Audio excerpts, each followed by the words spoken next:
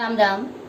आज हम श्रीमद् भगवत गीता के अध्याय 14 गुणत्रय विभाग योग का श्लोक 7 देखते हैं। पहला चरण रजो, र पूरा है, र में आपको अ का उच्चारण मिक्स करना है। रजो रा गा, गा के बाद आधा त, आधे अक्षर को पूरे के साथ पढ़ना है। रागात, म पूरा, म में अ मिक्स करेंगे। म क पूरा, क में अ मिक्स करेंगे। क शब्द पूरा होने के बाद लास्ट वाले अक्षर पर है अनुस्वार, आधा म। रागात्मकम, रागात्मकम। वी आधा द, विद्धि, विद्धि। पहला चरण वापस, रजो रागात्मकम विद्धि। दूसरा चरण, त के नीचे री से ऋषि की मात्रा, इसको आप इधर देखेंगे, ये है त आधा और नीचे जो मात्रा है ये है री से ऋषि की मात्रा। इसको पढ़ेंगे त्रि, त्रि आधा श, त्रिश। श षटकोण वाला है, इसको थोड़ा सा जोर देके पढ़ना पड़ेगा। तृष्णा। स के बाद है अनंग। अनंग का क्या काम होता है, इसका जो पहले वाला अक्षर है उस पर एक बिंदी लगाएगा जिसका उच्चारण आधा न होगा। इधर देखिए स और अनंग, ये स पर एक बिंदी लगाएं जिसका उच्चारण होगा आधा न। संग, संग, ग पूरा ग में अ मिक्स किया, संग। स पूरा स में अ मिक्स किया, स। मु आधा द, मुद, समुद। भ, भ पूरा, भ में अ मिक्स करेंगे। व पूरा, म आधा, भवम। दूसरा चरण वापस, तृष्णा संग समुद्भवम। पहला और दूसरा चरण साथ में, रजो रागात्मकम विद्धि तृष्णा संग समुद्भवम। तीसरा चरण, त न है आधा, आधे अक्षर को पूरे के साथ पढ़ना है। तन पूरा न, इस पे ई की मात्रा लगाइए, तन्नी। क्या बोलेंगे, तन्नी। ब पूरा, ध आधा, बद, नाती। मात्रा छोटी है, लंबा नहीं खींचेंगे। क पर है औ की मात्रा, तो इसको पढ़ेंगे कौ, आधा न। कौन ते य पूरा, य में अ मिक्स करेंगे, कौन ते य। तीसरा चरण वापस, तन्नी बदनाति कौन्तेय। चौथा चरण, क पूरा, क में अ मिक्स करेंगे। ये चीज क्या है, इसको आप राइट साइड में देखें, ऊपर जो मात्रा है वो है आधा र और म है पूरा। क आधा र, कर म, कर्म।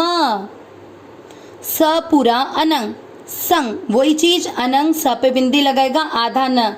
संगे न पूरा, न में अ मिक्स करेंगे, संगे न।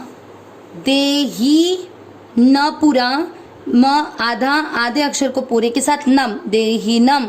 चौथा चरण वापस, कर्म संगीन देहीनम। तीसरा और चौथा चरण साथ में, तन्निबध्नाति कौन्तेय कर्म संगीन देहीनम। पूरे श्लोक का उच्चारण एक साथ सभी लोग करेंगे। रजो रागात्मकम विद्धि तृष्णा संग समुद्भवम तन्निबध्नाति कौन्तेय कर्म संगेन देहिनम। एक बार वापस, रजो रागात्मकम विद्धि तृष्णा संग समुद्भवम तन्निबध्नाति कौन्तेय कर्म संगेन देहिनम। अब इस श्लोक का अर्थ, पिछले श्लोक में हमने देखा कि जो सात्विक गुण होता है वो निर्मल यानी स्वच्छ होने के कारण प्रकाशक और निर्विकार है, लेकिन उस सात्विक गुण में भी अगर आसक्ति रख ली जाए, अपना मान लिया जाए, किसको, सुख को और ज्ञान को, कि मैं ज्ञानी हूँ और मैं सुखी हूँ, अगर ये मान लिया जाए तो ये सुख की और ज्ञान की आसक्ति होने पर सात्विक गुण से भी मनुष्य बंध सकता है। ये हमने 14वें अध्याय के 6ठे श्लोक में देखा। आज हम 7वें श्लोक में रजोगुण के बारे में देखेंगे कि रजोगुण एक व्यक्ति को कैसे बांधता है। व्यक्ति मतलब एक जीवात्मा, हमारी जो आत्मा होती है उसको शरीर में कैसे बांधता है। रजो रागात्मकम, रजो रजोगुण रागात्मक, राग स्वरूप विद्धि जानो। तृष्णा, तृष्णा इच्छा का ही स्वरूप होता है, कामना। संग आसक्ति समुद्भवम, उत्पन्न करने वाले। तृष्णा और आसक्ति को उत्पन्न करने वाला रजोगुण को राग स्वरूप ही समझो। तन्नी, इसमें क्या है, तत्, तन्नी इसमें तत् और निभतनाति, ये दो शब्द बनेंगे। तत्, तन, निभतनाति मतलब निभतनाति बांधता है वह, कौनते, वह बांधता है कौनतेय ही अर्जुन, हे कुंती के पुत्र। कौनतेय का अर्थ क्या होता है, ही कुंती के पुत्र। कर्म संगेन, कर्म कार्य जो हम करते हैं, संगेन, संग यानी वही आसक्ति। कर्म की आसक्ति कैसे, आप कोई भी कर्म को कर्ता खुद मान लो, वही बात कि उसको अपना मान लेना, संग करना।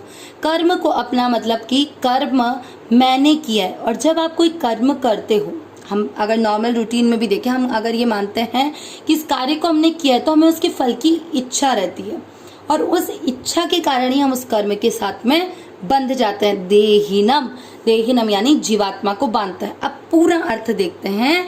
तृष्णा और आसक्ति को उत्पन्न करने वाले, क्योंकि कोई चीज की इच्छा, और उस इच्छा कब होती है, जब आप उसको अपना मान लेते हो, उसे आसक्ति रखते हैं। तो तृष्णा और आसक्ति को उत्पन्न करने वाले रजोगुण को राग स्वरूप ही समझो, हे कुंती के पुत्र, क्योंकि वह कर्म की आसक्ति से, कर्म को अपना मान लेने से कि मैंने इस संसार में आकर कार्य किया है, ऐसा मान लेने से वह जीवात्मा को बांधता है। अब देखिए, कर्म, आप सोच रहे हैं कि दिखता तो हमको यही कि हम कर्म कर रहे हैं, तो फिर कैसे ना माने कि कर्म के कर्ता हम हैं। देखिए, भगवान ने 11वें अध्याय में श्लोक में बोला है कि निमित्त मात्रम भव सव्यसाचन, मतलब अर्जुन को बोला कि तुम केवल निमित्त बन जाओ, क्योंकि जो तुम्हारे सामने दिख रहा है वह कर्म पहले ही हो चुका है, युद्ध में पहले ही मारे जा चुके हैं, लेकिन तुम केवल निमित्त बन जाओ। वही चीज हम पर है कि हम इस संसार में कोई भी कार्य करते हैं तो हम केवल निमित्त मात्र हैं, इसलिए उस कर्म को अपना मान लेना और उस कर्म के फल की इच्छा करना, ये दोनों बातों को त्याग देने पर हमारी आत्मा इस शरीर से नहीं बंध सकती। अविनाशी सहज सुख राशि, हे नाथ, हे मेरे नाथ, मैं आपको भूलूं नहीं। नारायण नारायण नारायण नारायण।